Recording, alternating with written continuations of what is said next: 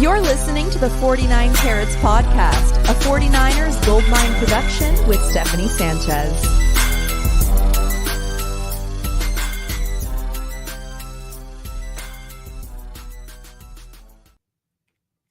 What's going on, everyone? Welcome to another edition of the 49 Carats Podcast. I'm your host, Steph. It is Tuesday, September 10th.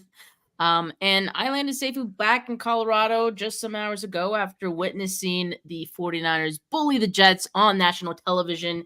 And we don't always do Tuesday night shows around here, but obviously no Player of the Week show yesterday. So me and my usual co-host of Monday, Weston, took a rain check, and we're here today for you guys, saving you from the presidential debate in case you were just watching that. And anyway, I'm so glad that we did today's show because we have a performance that I think is very much deserving of Player of the Week. But let's not get too ahead of ourselves here. Weston, how are you doing today, man? Victory Tuesday, Steph. Victory Tuesday. It is late here on the East Coast, but don't feel too bad for me because if it was a Thursday night game, a Sunday night game, a Monday night game, this is roughly about the start of the fourth quarter in terms of East Coast time for NFL. So late night last night, late night tonight, but all worthwhile, and can't wait to talk more about some of these players in these games. But how about a round of applause for the hardest working person in 49ers showbiz? Steph was there, did one show today, is doing another one today. She's committed to y'all. Oh, yeah, definitely committed.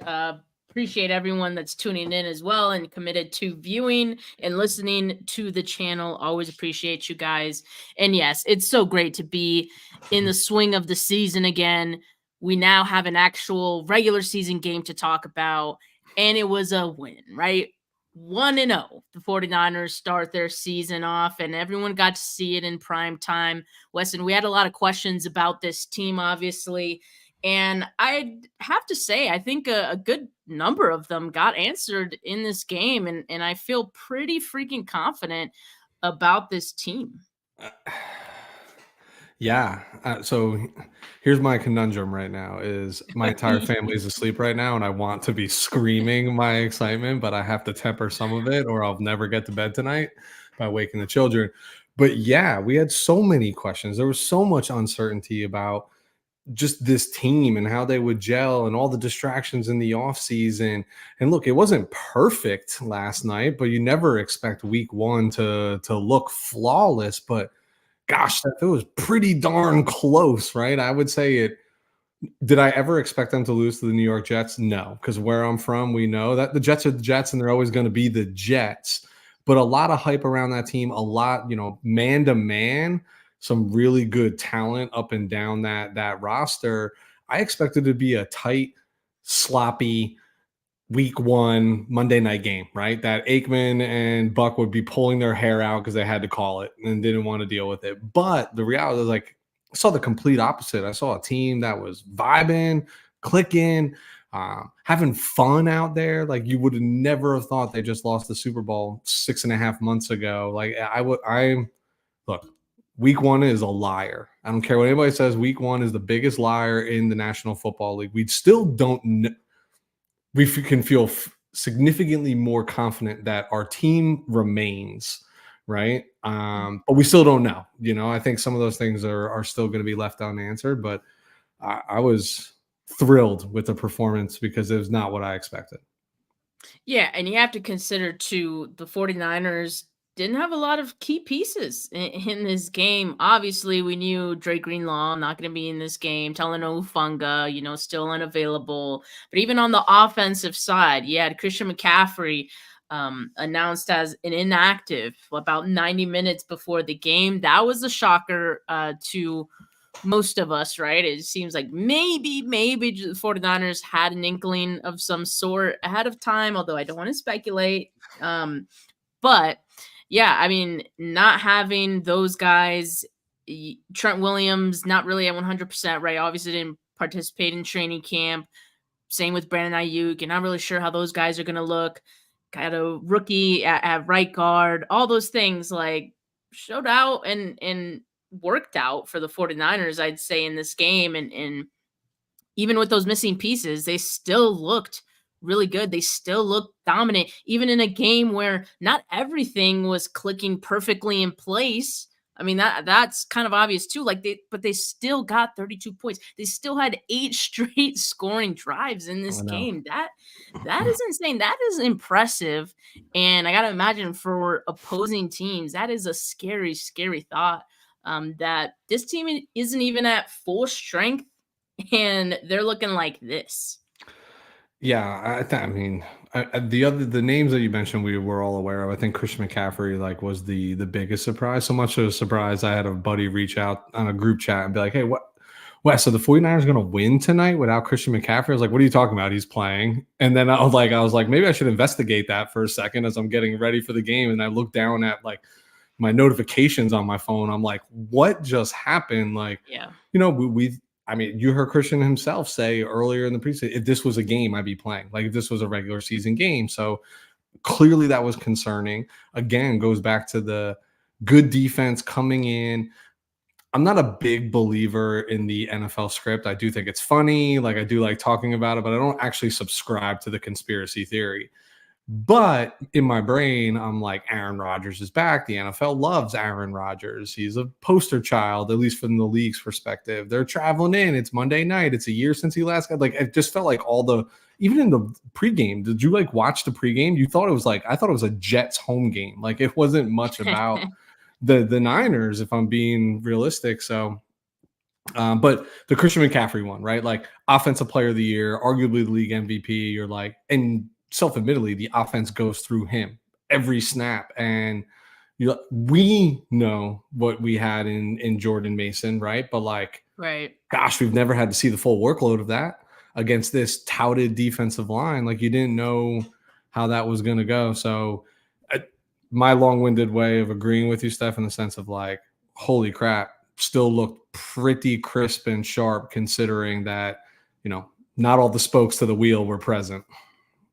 Yeah, and also I must say that Nick Sorensen's first game as defensive coordinator, I mean, sure, preseason you can maybe count, but like you're not game planning against people, and you're not really making adjustments in preseason games. So this was the first true test for him, and I think he passed, and he passed pretty early in this game for me because you had that drive where Aaron Rodgers was targeting Garrett Wilson, looking his way every single snap, converted 3 third downs with Garrett Wilson. And you think, man, they got to make some adjustments now. I think they made those. And rather quickly, my gripe with some of the past defensive coordinators of the 49ers, and this is probably true with a lot of defensive coordinators, right, is that they wait until halftime to make all of their adjustments for like the big, like, and I get it. I get the reason for that. But if there's something like low hanging fruit like that could be an issue in this game going into it, why not have like an idea of what what to do, what to adjust before halftime comes? I feel like the 49ers, Nick Sorensen defense nipped that in the butt pretty quickly. And once they, try to take Garrett Wilson out of the game, I mean, it all kind of fell into place then for the defense, and things became a little bit easier in that sense. But yeah, I was impressed with Nick Sorensen. I was impressed with some of the new pieces on the defensive line. I think Malik Collins looked great. I think the run defense looked improved. So definitely a lot of encouraging signs for me. What's so cool about the Nick Sorensen thing too, because I would 1,000% agree of just like the making the adjustments on the fly and not waiting until halftime. And I think what I like about Nick is that he's not a 30-year defensive coordinator in the league, right? Like I think he's of this younger generation where he's open to the change. He's open to conversation with the players. It's not his way or the highway. And you can't make those in game. And by in game, I mean like not waiting until halftime changes without the cooperation of your leaders and your captains, right? So that's influenced by Fred Warner coming over and be like, Coach, I'm seeing this. We didn't see that on tape, right? Okay, let's talk about it. And let's talk about it right now. And it helps that your offense is going on long, sustained drives, so you have more time to talk about it. That's why it usually waits till halftime, because you need a little bit of a window and get But to me, that means he's communicating with his players, he's communicating with his coaches, and communication goes a real long way in the National Football League. And I think that's going to set him up for success. And oh, by the way, it doesn't hurt that he has talent at all three levels to adapt to those changes as well.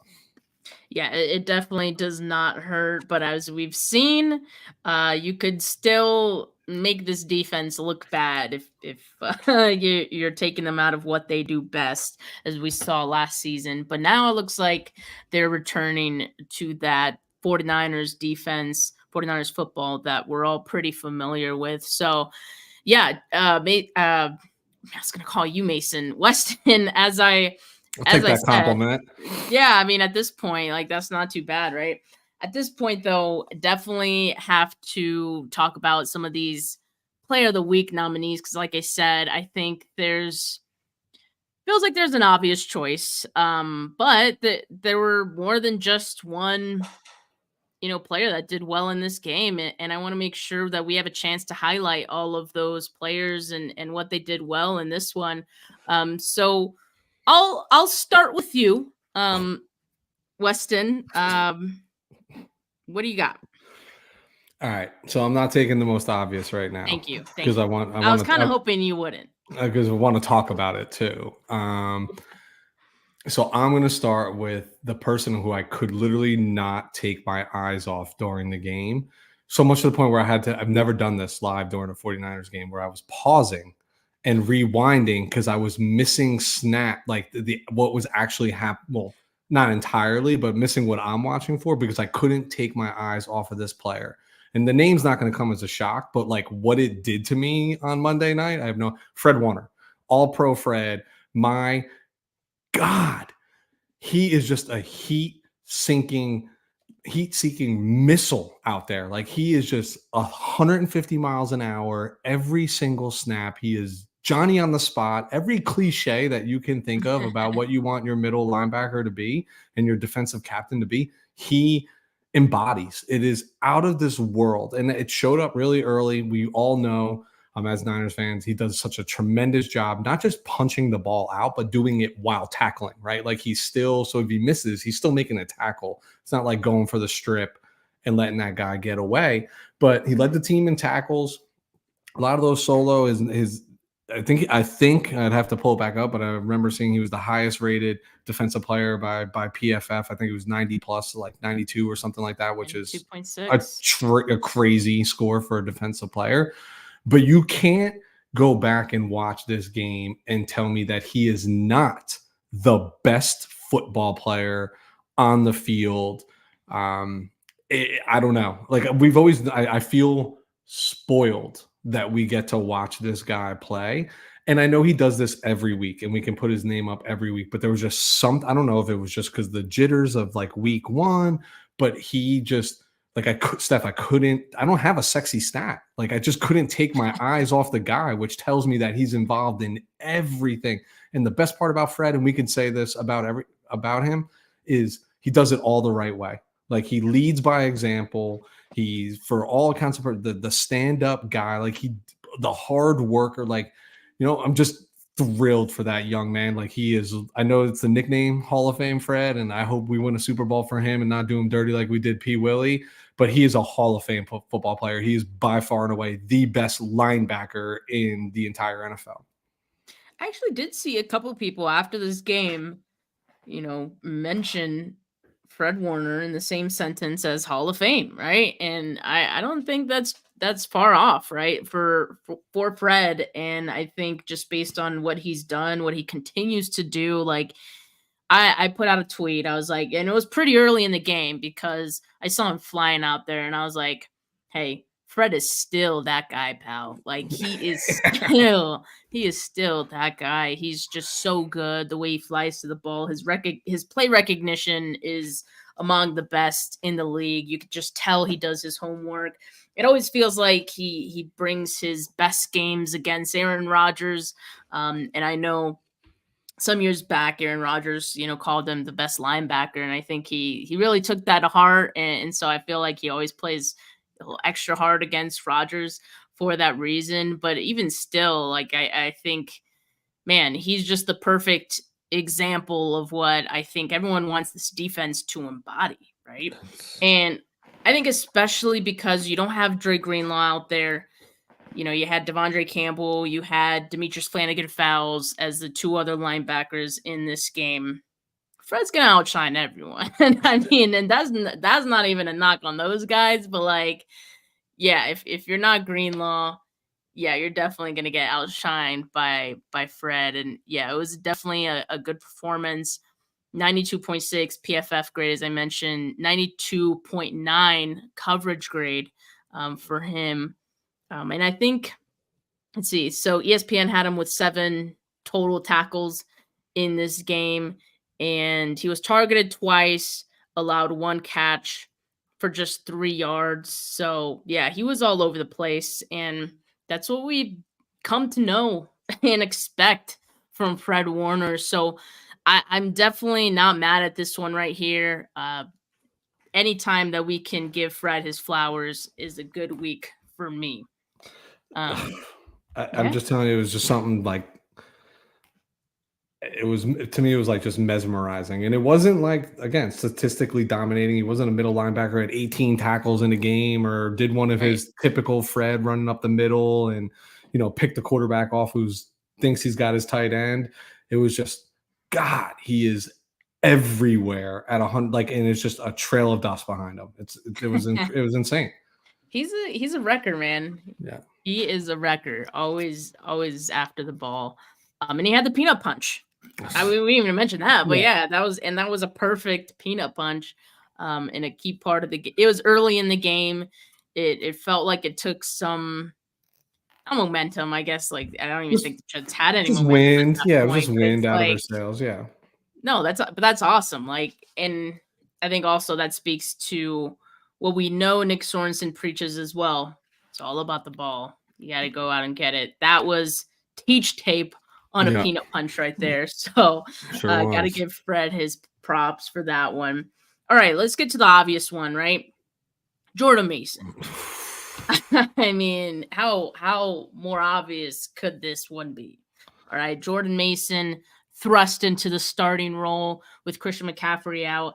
And I think everything we heard players say about it after the fact rang true. Like, everyone was expecting this out of Jordan Mason because they've seen it, right? Like, they've seen it in practice. I think us 49er fans were even expecting this, but we'd never seen it in like a full game, right? So I guess we didn't know the extent of it, but we knew if 49er fans say a lot, like, Jordan Mason would be starting on 31 other teams in the NFL.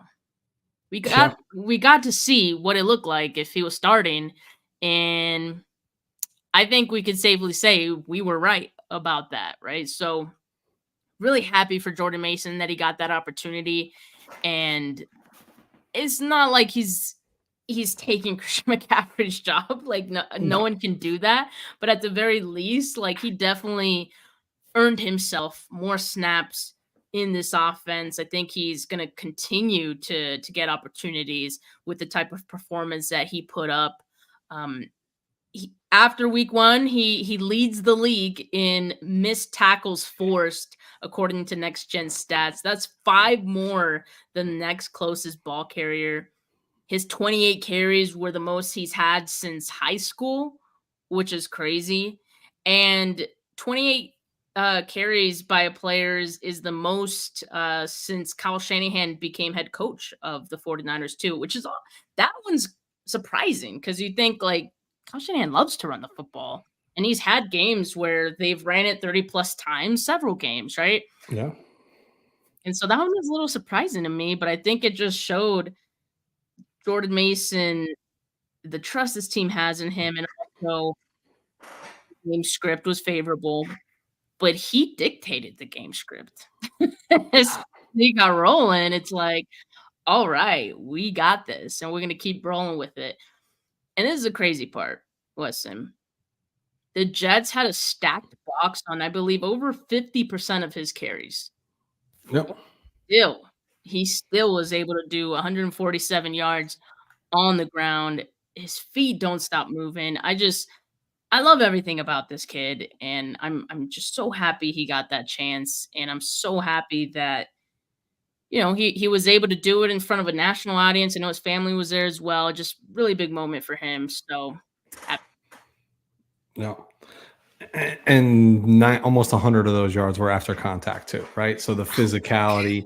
I mean, you've heard the national Insane. pundits talking about it today of like they felt it was obvious watching the Jets that these guys literally did not want to tackle this guy at the end of the game, that enough's enough. I mean, they accused players of intentionally running into the blocker so that they didn't have to tackle Jordan Mason. Like this is like professional people crucifying players over this, former players crucifying current players, saying Jordan Mason basically took their will out of them, and he did. Again, we've known what's been there. I understand the logic, right? I think they even asked Kyle, like, "Hey, does this change how you use Christian?" I think he did everything in his power to not flat out be like, "What are you fucking nut?" I'm sorry. What are you? Sorry, Steph. What are you nuts? You know what I mean? Because I agree with that. Like, if Christian McCaffrey is healthy and breathing and is suited up for the game, like, why would I not have him on the field? He's the best at what he does for a reason. But wow, what a nice consolation prize for an already stacked team. And here's where I wanted to talk about this. So you've been seeing me look down at my phone because I just didn't want to lose this. So just to prove that's there and what I'm reading.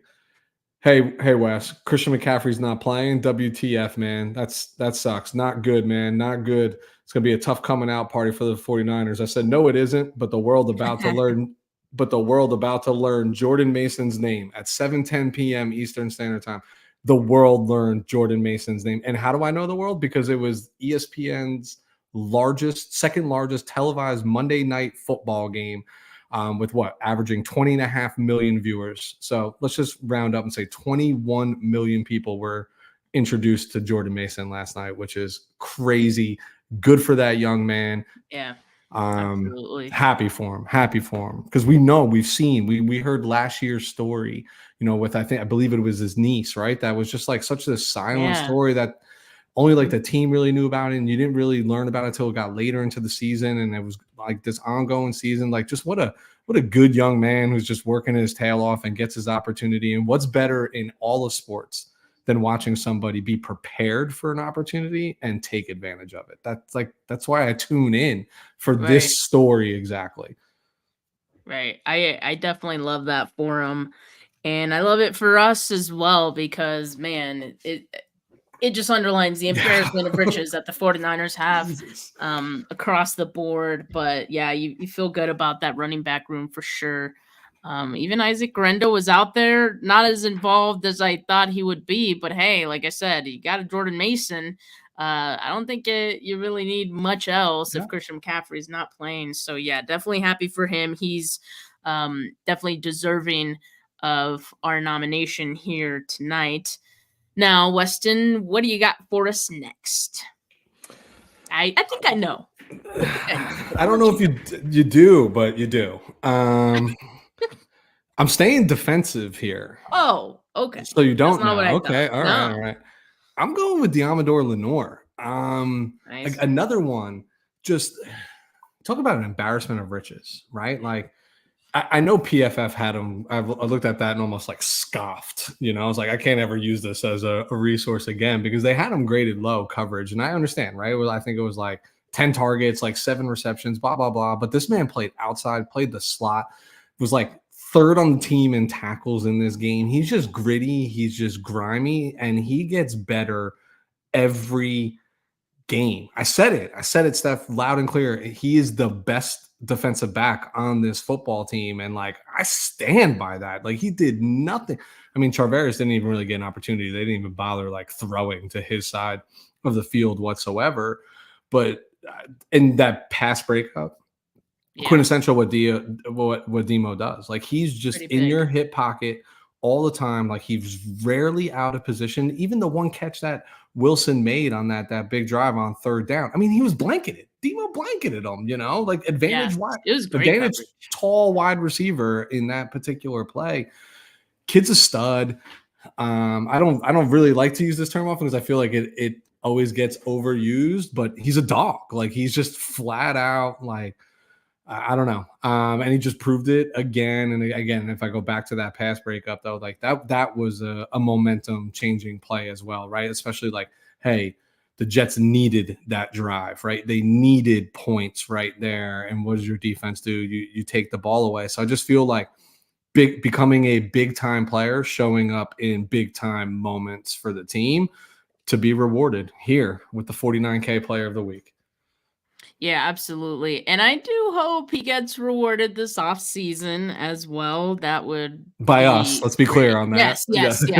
Yes. Thank you. Thank you for that. But definitely hope the 49ers make him a rich man after this season, because I have a feeling it's just week 1, right? But I have a feeling he's going to be an all-pro this year. And week 1 was the first step, right? That's the first bit that we got to see of Week by Lenore of 2024. Yeah, brick by brick, week by week. And so I'd say it was a pretty good week for Deommodore Lenoir. And I think already he's showing why he is one of the best corners in the league. Much was said about the Jets DBs, for good reason. You got Sauce Gardner, you got what's the other guy? Michael Carter. DJ Reed, 49er legend. Great group. Yeah, great group of corners right there. I think the 49ers are very much up there as well with Mooney Ward and Lenoir. And like I said, Lenoir is on the up and up. And on the other hand, like it doesn't look like Mooney Ward is, missing a step either. Nope. At his older age now. Garrett Wilson obviously is a really tough cover. And you said it. He got the better of him on that one and maybe a couple of throws as well. I think we expected that he was going to get his because it's Garrett Wilson.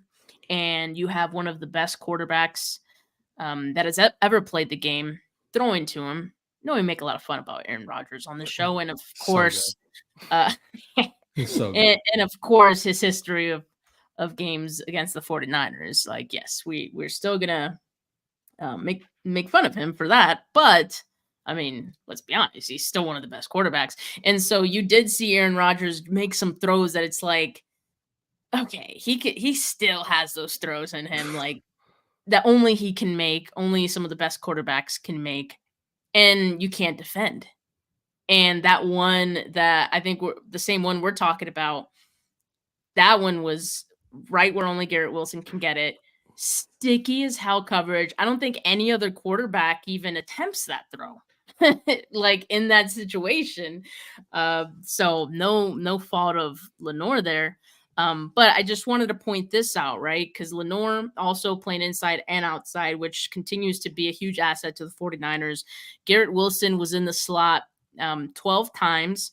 And I assume in all of those 12, Lenoir was covering him. He was split out wide 37 times, 20 on the left side, 17 on the right. Deommodore Lenoir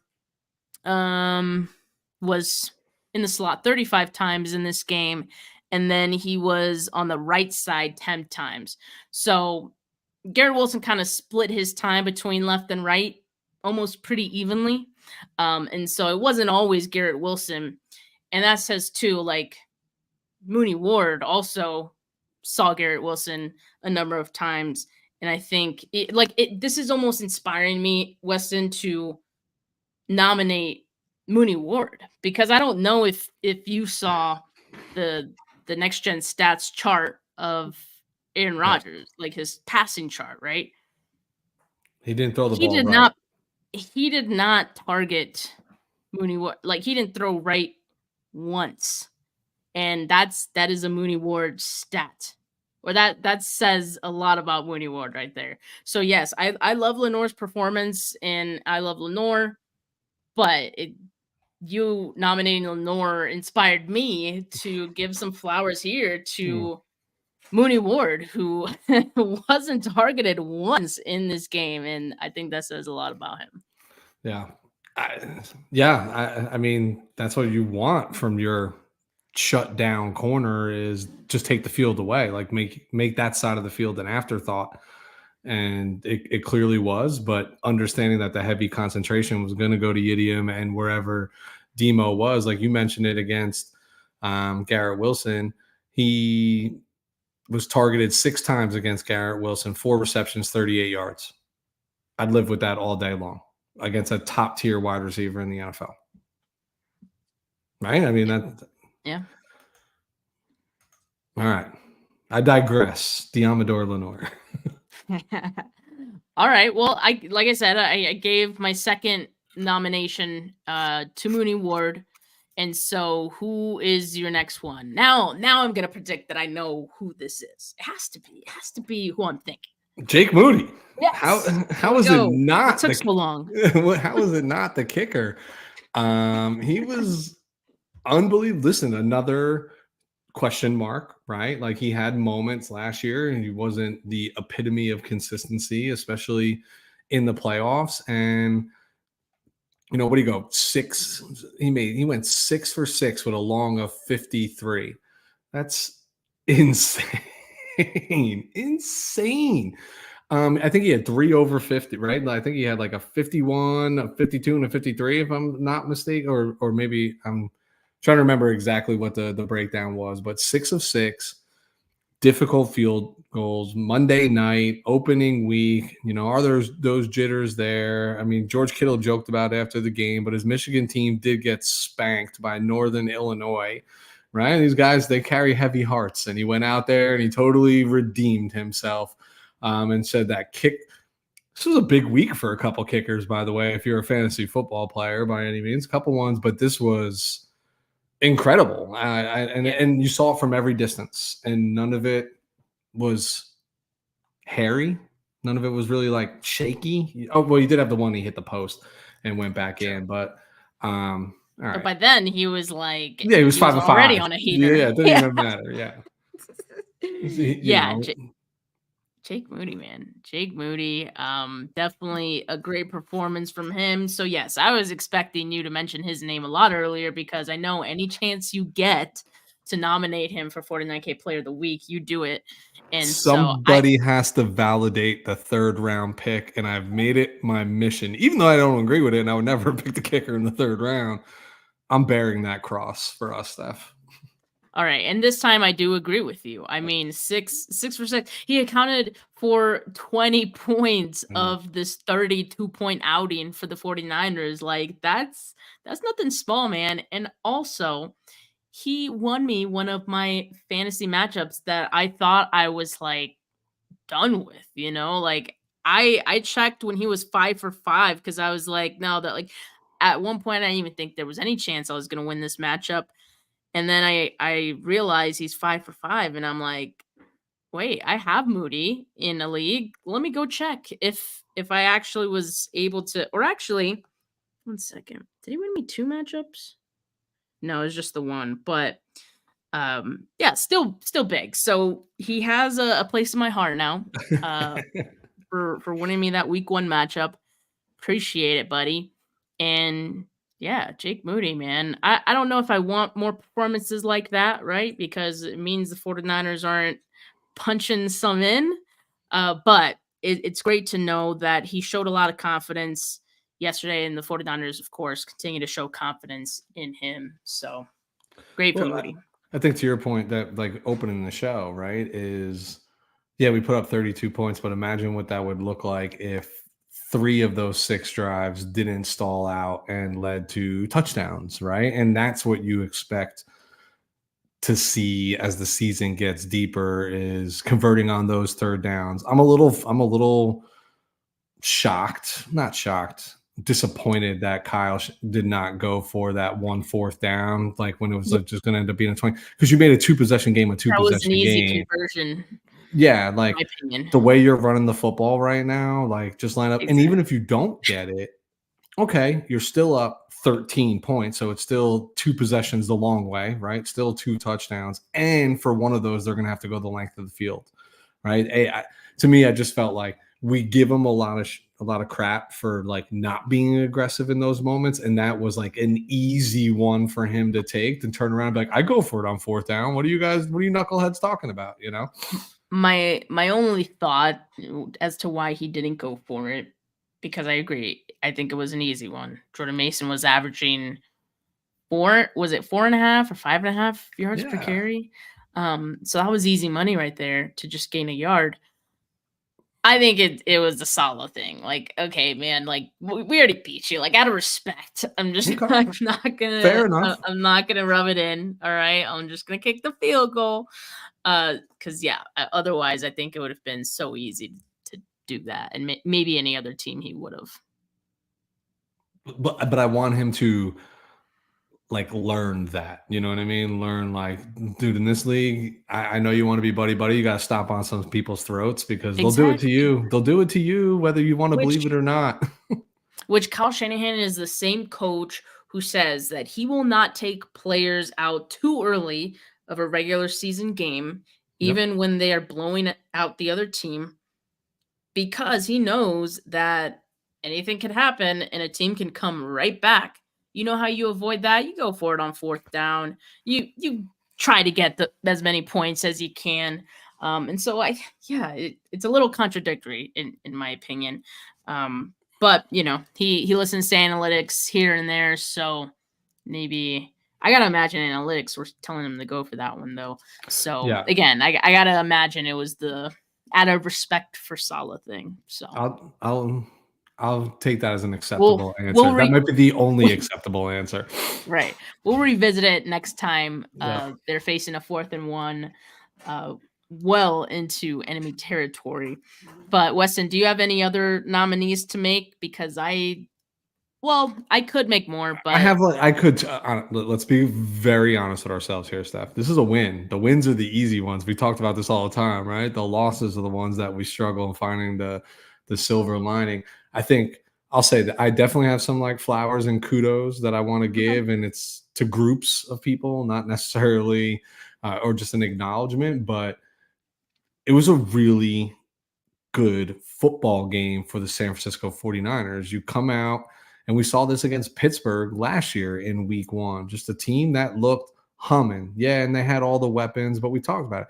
Yeah, Trent Williams played 60 plus snaps, who hasn't even practiced, right? Like self-admittedly, he's like, I have to get in football shape. I'm not in full. He had to go get an IV, right? Like, I mean, not uncommon for offensive linemen, and especially this time of the year when it's a little hotter. Brandon Ayuk, I mean, really wasn't even part of the game plan, right? Like, and we didn't even get into that. Like, what does that open up? I mean, this game was literally about Jordan Mason, Deebo Samuel, Jawan Jennings, right? Like that was the offense. Everybody else was kind of just an afterthought, and they were fortunate enough to impose their will running the ball. But I feel like you get Trent back into football shape, right? Ayuk a little bit more motivated now that he's the $30 million man and understands that, hey, we don't care if you drop that ball in the back of the end zone when you're only making $12 million a year. But if you're making $30 million a year, dude, you better catch it, and I better see the best touchdown Sally I've ever seen after the fact. Like those are the expectations. But it's hard. It's hard to temper the excitement based on what my expectations were for that game and what I saw. Yeah, no, that's fair. So we'll keep it at the number of guys we have, which I think is a very healthy number. 5 guys that we are nominating for 49K Player of the Week this week. Let me just set that up, put it up on the screen, and we will get to voting. As always, make sure you guys vote in the live chat. In the meantime, Weston and I will put some guys on. Well, no, before we put guys on notice, let's give some guys some flowers, right? Some honorable mentions, as we do. Because yes, a win, there's always a little bit more than the guys that we nominate that did well. I want to make sure those guys get flowers. So Weston, I'm going to start off with Dominic Pooney. I think he definitely deserves flowers in this game. His first NFL start. I know the lead up to this has been great for Pooney. I think we've come to expect that he was going to look good in this game. But we know that expectations don't always fall in our favor. This time, it looks very much like it has. Like, Pooney looks like an absolute steal, and I know he was a 3rd-round pick, but even still, like, there are guys who were picked in the first round that did not look half as good as Dominic Pooney has looked in week 1. And mind you, he was going up against former 49ers, Javon Kinlaw. He had a few snaps against Quinnen Williams, and he held up really freaking well, man. One pressure, one hurry allowed in his, I believe it was 37 pass blocking snaps. 36. So Pooney had a hell of a game against a really tough Jets defense, and I'm looking forward to seeing what he does for the 49ers this season. I think it's going to really help solidify the right side of that line. This might actually mean the 49ers could run to the right, Yeah. So, yeah, definitely got to give that man Pooney some flowers. It's funny because I remember during the game, yes, and yes to Dominic Pooney. By the way, his arrow just continues to point up. I bet literally the epitome of getting better every single time we see him, which bodes very well for us. But I remember watching this game in early. I didn't even look at the stats. I wish I did, and maybe you have, Steph. But I feel like they were running the ball a lot to the right, and I felt like, and it was hard to tell because they kept, whether it was Jordan Mason or Debo back there, if you notice, they kept offsetting them, right? So they were kind of lined up like in between, like guard tackle, and that was just it's all spacing, it's all creating lanes, it's all leading defenders into your blocking versus your blocking having to go get them. It's cat and mouse basically. But I feel like Dominic Pooney adds that element where last year it was a mix of Burford, Feliciano, like all these different people, and then we would destroy Colton McKivitz. But sometimes when you have a good player right next to you, it helps you up your play too, because you're only then worried about your responsibility, your guy, versus everything else. And what I love about Dominic Pooney is there are multiple examples. Go watch Baldy's breakdowns, right? Or go watch Brad's, right? I think he does a great job of breaking down what these offensive linemen do. And obviously he's super high on Pooney, but multiple examples where he's already engaged in a block and there's just a defender that's trying to like sniff past him and he's just arm out, right? Like it's just like has this mentality of like, have you ever seen the movie Unnecessary Roughness, Steph? No, I have not. Okay. You need to, first of all, and you will love this movie. It's an old school football movie. It's fantastic. Kathy Ireland's and it's great. It's a great cast. Sinbad. It's unbelievable. It's comedy. It is a comedy. But there's a scene in it. Jason Bateman's in it. It's great. Where one of the offensive linemen like gives a pound to the quarterback and he says, "Mr. Blake, they will not touch you." And like that's like this mentality I feel like Pooney has. Like they won't touch you, dude. Like I am gonna do everything in my power. And if you're 22 years old, 23 years old playing with that mentality a week into your professional career, my goodness, what are you going to look like when you get even more confidence? Yeah, absolutely. So Dominic Pooney definitely deserving of some flowers. Do you have anyone else that you'd like to give a couple of flowers to? I was going to say the whole offensive line, and I know that's a cop-out. Yeah, Pooney was a huge part of that, but for what I expected in week 1, with Trent being gone all camp, Banks barely participating in camp, right? The only glimmer of hope was Pooney, right? Brendel steady, McKivitz, you just know what he is. But I thought they actually played a heck of a game. Brock had a lot of time back there. We can see that he's a real student of the game especially when he has that time, because he's not panicking. He's just sitting there and he's like, I know one of my reads will come open. I don't even have to like move around here. And I just thought they exceeded my expectations. Everybody. I mean, even when Banks went out and Burford bumped back in, I mean, he was leveling dudes. That's probably the better spot for Burford, being that swing guard or that sub guard, or you need to give somebody a spill. Like the kid's plenty capable, but hasn't been able to put together a full game yet, in like my opinion. But I thought the offensive line collectively played really well. I'll include Kittle and Juszczyk in that conversation because obviously they're an integral part about, in the blocking game for the run game. But yeah, thought they played well. If I had to pick a player, I'd go defense again. I say Malik Collins, just because I would say Javon Hargrave has underwhelmed in terms of being a stalwart against the run. We know he's a good pass rusher up the middle, but I had better expectations. I saw him perform better for Philadelphia in stopping the run. But Malik Williams looks like that guy that we haven't had candidly since like DJ Jones, a guy who's just an animal in the middle, eats up double teams, can still fight through it. We saw it on display in the final preseason game, and we saw it on display again here. Nice piece, a really nice piece for what, a 7th round pick, 6th round pick, 7th round pick they traded for him. Yeah, I believe it was a 7th. Yeah. Yep. God, that's good math. That's like And he looks good business. He looks great, man. He really does. So far, the early returns on the new guys for this team have been pretty positive. Also, if I may, I thought Eric Sauber looked great as well. Yep. Blocking, and I love that. I love that he already looks like a really strong piece that Kyle Shanahan is going to use to further impose their will, especially in the run game. And as you were talking, Weston, I did look it up, the 49ers run direction tendency. So based on week 1, 64% of runs to the right, 35 to the left.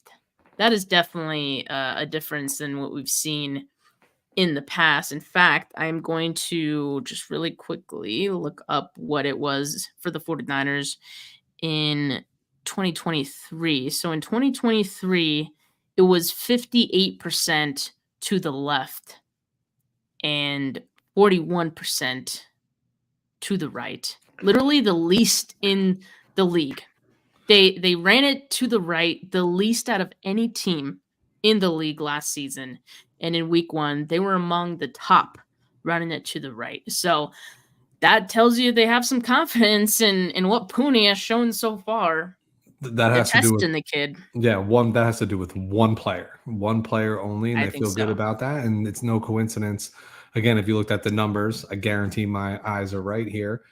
They didn't really run the ball outside all that much, right? Maybe a jet sweep here or there. Everything was between the tackles, right? Like, and okay, we feel really good about 77 and we feel really good about 65 and 71, right? So like, let's just right off their rears, right? Like start skinny and then break it out when you get to the second level. And that's what you saw a lot of. Now, I did notice some gimmicks, typical Kyle Shanahan stuff when they were running right. A lot of it was counters and traps where you're having, Banks more often than not is pulling around, or whether it was Sauber or Kittle, going in motion like they're going across the field in one direction, and at the snap they're bolting right here, leaving that defensive end unblocked, and that's their guy, right? That's who they're going to pick up to clear out. So it was a little gimmicky to the right, but I couldn't help but while watching the game, like we used to be allergic to running the ball like to the right, and I'm like, am I like something wrong with me? Like, are my eyes lying to me? Like, God, and there you go, right? What'd you say? 64% of the time, right? I mean, that's 2/3 of your running plays went off your rookie right guard. Right. Yeah. Good stuff for the 49ers. Really excited about the offensive line this year. Something I never thought I'd say, but like I said, or like how you said, think that has to do with one player that we're all really excited about. That is Dominic Pooney. Before we get our votes in for 49K Player of the Week, want to remind everyone to continue to vote in the live chat. Really appreciate all of you. But I have a player I want to put on notice, Weston. I don't know if you do as well. And it's not like my normal on notice, right? It's more so I don't know. I'm just going to say what the player is for me on notice this week. It's Brandon Ayuk, and I think it's just the on notice of, hey, man, I think what was going to happen if you didn't perform to the standard of a top 5 wide receiver in this game or this season in general. And that did happen yesterday, right? He was rusty. I think we all saw. I think his conditioning obviously wasn't ready up to par for the regular season. And I think it's because obviously he didn't participate in training camp. I mean, Trent Williams dealt with the same thing, right? But Trent Williams didn't allow any pressures in this game. Brandon Ayuk had a drop in the end zone on a perfectly placed Brock Purdy ball, I might add. And so, yeah, the fan reaction was one that you would expect of that. And it's not going to go away until you play like the wide receiver you were paid to be. So that's just kind of like my, I guess, a warning of just like what to expect from fans. And I'm not saying it's right or wrong. I'm just saying that I wasn't surprised at all by the fan reaction, right? I don't kick people when they're down, but I'm just He's letting not him know. down. He's He's not down. 70 something million dollars up, right? Oh yeah, Like he's definitely not down. I'm down bad, but he's not losing sleep over a game. But I didn't have a player, but I like this talk line because like you know, hey, we're putting you on notice because I don't know if you noticed, but we dealt with all of your nonsense all off season, and that's all we talked about, and you got what you wanted out of this. Now we want what we want. And I think it's a fair expectation, you know, from the fans. Like yeah, exactly. I don't watch this during Monday Night Football, even when my team's not playing. But the Peyton Eli, when they do it on like ESPN2 or whatever, did you see Peyton's reaction about when he dropped the ball and Belichick was on there? I think that's the standard now, right? And that's going to be the standard reaction. Like, hey, dude, you make a lot of money. All eyes are on you. Guess what? The scrutiny never goes away. There's a threshold. When you are compensated above a threshold for your position, the expectations become insane. That is not saying they're right, but that's what you are paid to do. And it will never go away because the minute you have a bad game, it's we pay this bum $30 million a year. That's the life of a fan versus the life of a player. But yeah, the notice is simple from me too. For Ayuk is like, better have a good week of practice, homie. It's that simple. A lot of catching up to do for Brandon Ayuk, that's for sure. But I have no doubt he's going to get there. Conspiracy theory for you, Steph, if you're down. All right, I'm putting my tinfoil hat on. Do you think Kyle strategically left him out of the majority of the game plan to prove his own point? Knowing how arrogant our head coach is, and I love his arrogance, mind you. This is not a flaw. It's a compliment for him from me. But do you think that's a possibility? I don't. I like your tinfoil hat moment. I respect it. It's one I respect. But no, I don't think so. And I only say that because when I saw Brandon Ayuk in this, like he did look pretty winded out there. A play would finish and this dude was walking to the huddle. You know, sometimes you do the light jog back. He was trying to conserve every bit of energy he had for his plays in this game. And we saw quite a bit of Chris Conley out there. So I think it was genuine that Brandon Ayuk was tired and not up to conditioning standards. And I don't think it was purposeful for Kyle Shanahan trying to make a point. But hey, I respect the story there. Listen, let's not put that past Kyle though, right? Let's not act like he's above all that. He's petty. We know he's petty. All right. Well, Weston, let's get our votes for 49K Player of the Weekend. Who are you voting for tonight? No slight on any of the players that I nominated, but there's really only one correct answer to this, and it's Jordan Mason. I say Jordan Mason as well. And again, I know Moody put up 20 points for this team. Like that's not nothing, right? I think had it been any other week, we'd probably be saying Moody right now. But I think Jordan Mason just had the type of performance that is definitely deserving of 49K Player of the Week. Like I said, being thrown into the starting role. He's never started a game in his life. Or sorry, not in his life. Well, NFL game. Yep. NFL game is what I mean. So I think this was huge for him. He definitely delivered. He did what we all expected him to do. And like we said earlier, really happy for him. So 49K player of the week goes to Jordan Mason for week 1. Exciting, riveting stuff. Weston, so happy we're talking about a win today. Again, Victory Tuesday. 49ers play on a short week, Sunday against the Vikings. Weston and I will be back on Monday, our regular day and time, to discuss week 2's 49K player of the week and that game. And hopefully we're talking about a win in that one as well. We better be. We better be. All right. Well, without further ado, we are out of here. But Weston, thank you so much for adjusting your time. I know it's late out there on the East Coast. Really appreciate it. Appreciate all of you that have tuned in on a special Tuesday edition of 49K Player of the Week. Make sure you like this video. Make sure you subscribe to the channel if you haven't yet.